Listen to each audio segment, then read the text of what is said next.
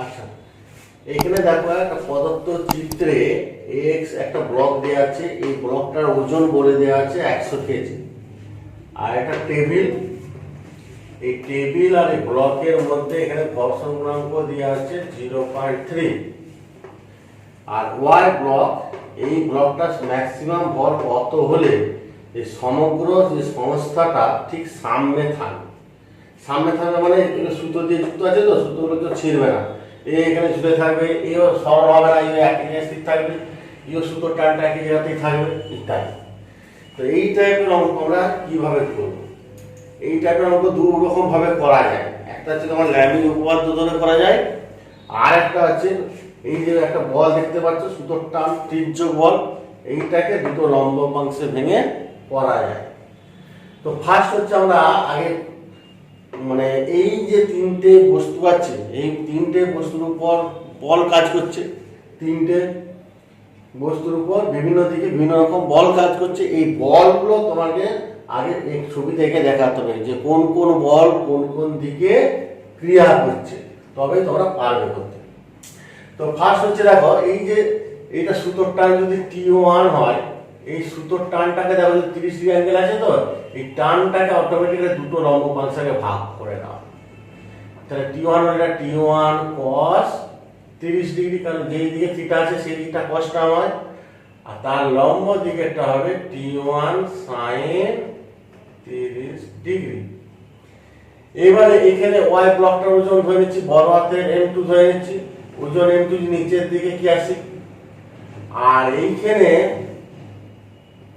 তার মানে এখানে ওজনটা হচ্ছে M2 যে এই দিকে হবে, আর এইখানে একে নামার চেষ্টা করলে সুতো দিয়ে টেনে রাখবে টান, এখানে টান যদি T2 হয় তাহলে টানের জন্য যা চেষ্টা করলে পেছন দিকে কি হবে, ঘর্ষণ বলে কাজ করবে। এখানে ঘর্ষণ বল F সমান আমরা জানি মিউ n, আর এটা বের করে নাও মিউ n মানে mg, মিউ 0.3, আর এই ব্লকটা তো ওজন দেয়া যাচ্ছে 100 কেজি ইনটু g 9.8, 10 এটা কেটে দে 10 100 100 কেটে গেল, 3 8 24 2 294 নিউটন। এখানে ঘর্ষণ, তাহলে এই দিকে যা চেষ্টা করলে ঘর্ষণ এইদিকে, তাই তো?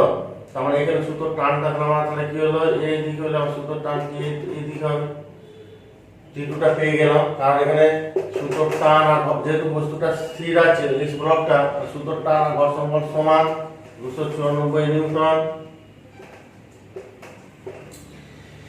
এবারে যেহেতু সমগ্র সংস্থাটা দেখো সামনে আছে, সামনে থাকলে কি হবে, উপরের দিকে T1 sin 30 ডিগ্রিটা প্রশমিত করবে, নিচের দিকে ওজনটাকে M2g, আর এই পাশের দিকে T1 cos 30 ডিগ্রিটা প্রশমিত করবে ওইদিকে সুতোর টান T2 কে।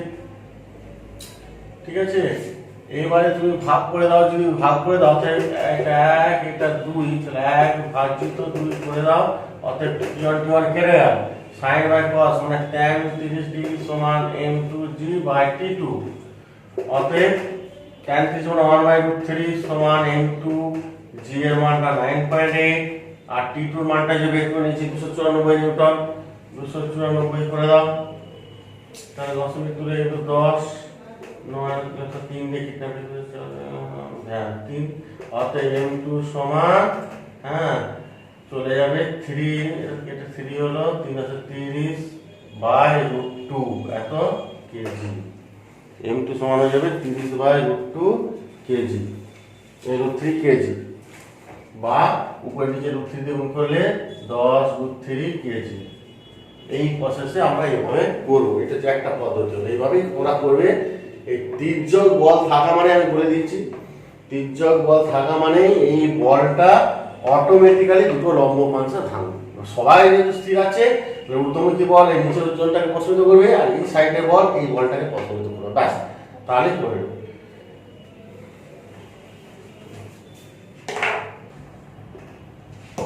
আচ্ছা, তোমাদের এরকম বইতে এরকম একটা অঙ্ক আছে, দেখবে সব বইতেই এই অঙ্কটা কমন, সব বইতেই আছে।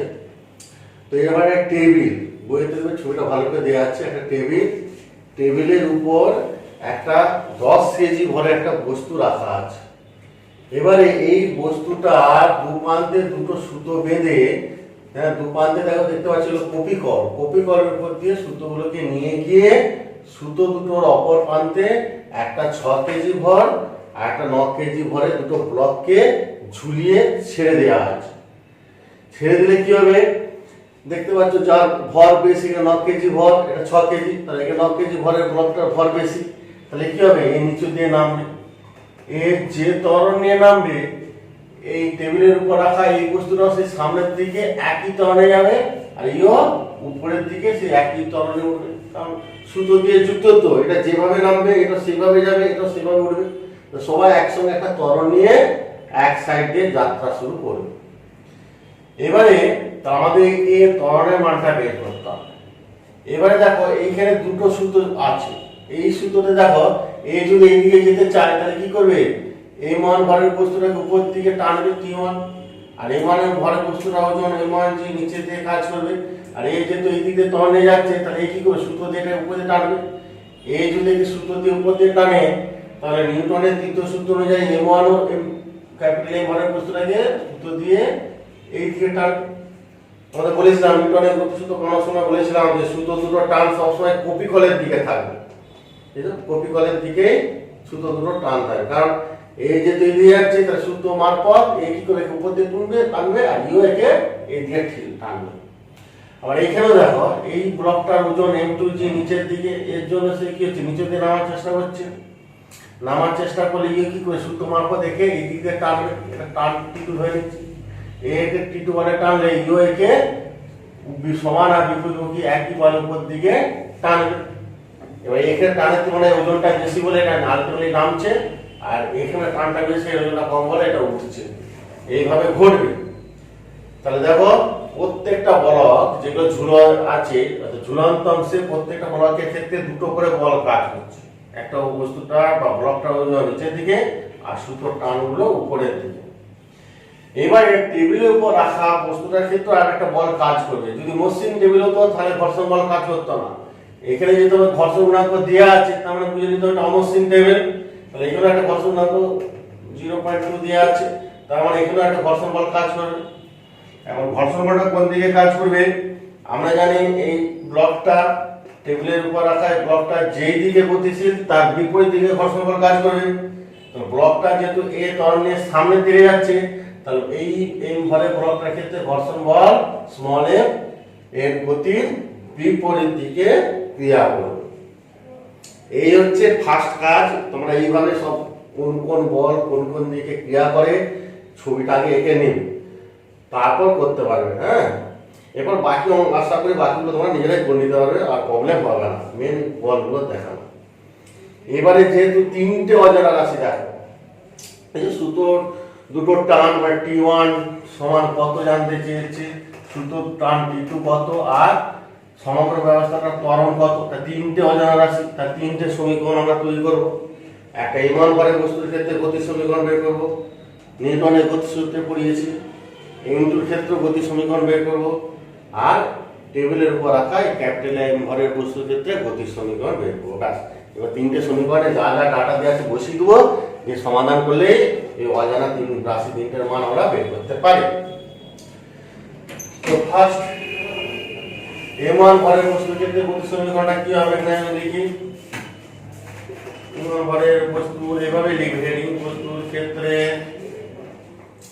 M1 ভরের বস্তুর ক্ষেত্রে গতির সমীকরণটি হলো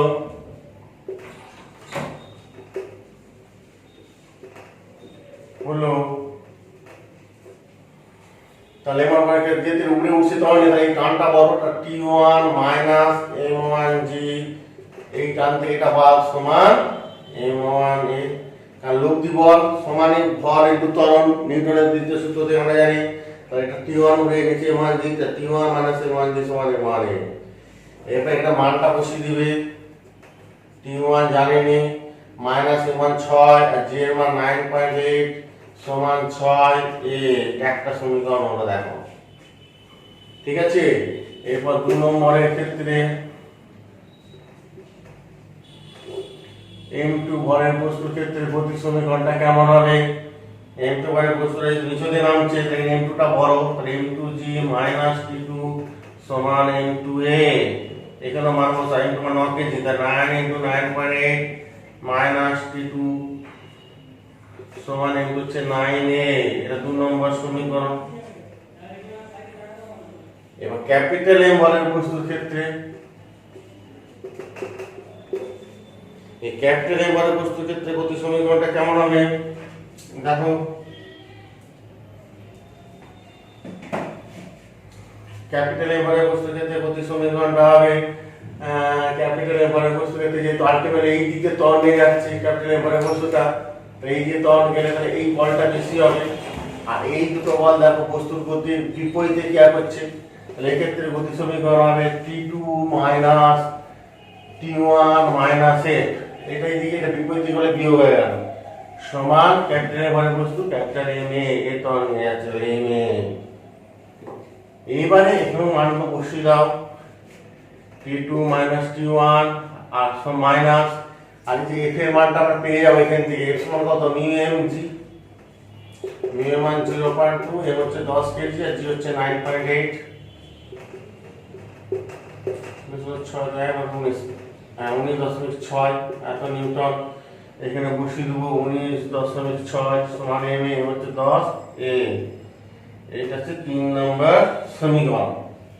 দেখো এবার তিনটে সমীকরণ আমরা পেয়ে গেলাম, এই তিনটে সমীকরণ সমাধান করতে হবে। এটা T1a, এখানে T2a, এখানে T1 T2 আর এই তিনটে আছে। তাহলে এক কাজ করবে, এখান থেকে T1 সমান বের করে নেবে।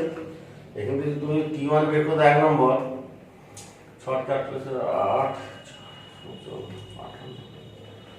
8 8 প্লাস 6 এখান থেকে T2 টা বের করে নেবে। T2 সমান এটা হয়ে যাবে, এটাই আসবে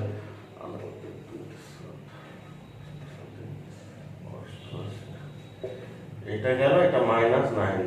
এত T1 আর T2 মান বের করেছি, এইটা আমরা এই ফর্মুলায় বসিয়ে 3 নম্বরে বসিয়ে তাহলে এর মানটা পেয়ে যাবে। তাহলে T2 এর জায়গায় 88.2 মাইনাস 9 মাইনাস চলে জায়গায় মানে মাইনাস দিয়ে গুণ হয়ে যাবে, মাইনাস 6 এ মাইনাস এটা 19.6 আছে সমান 10 এ। ঠিক আছে, দেখো শুধু এ চলে এলো। এরপর তোমরা সমাধান এটা সমাধান করে দিলে শুধু এই মান বেরিয়ে যাবে, কত হলো এর মানটা আবার এখানে বসাবে 1 নম্বরে, তা T1 বেরিয়ে যাবে, আর এর মানটা এখানে 2 নম্বরে বসাবে, এখান থেকেও তোমরা T2 পেয়ে যাবে। ঠিক আছে, এখান থেকে T1 T2 আর এর তিনটে পেয়ে যাবে। এইভাবে তোমরা এই টাইপের অঙ্ক দেখবে, তোমাদের বইতে অনেক আছে, এই প্রসেসে পড়বে সব চলে আসবে দেখবে। আর উদাহরণও কিছু কিছু করে দেওয়া আছে, এরকম টাইপের অনেক অঙ্ক উদাহরণগুলোও দেখবে। হ্যাঁ, এবার চেষ্টা করবে, প্র্যাকটিস করবে বাড়িতে। যদি অসুবিধা হয় তাহলে আমাদেরকে জানাবে, হোয়াটসঅ্যাপে জানাবে। হ্যাঁ, আমরা তোমার সমাধান করে দেবো।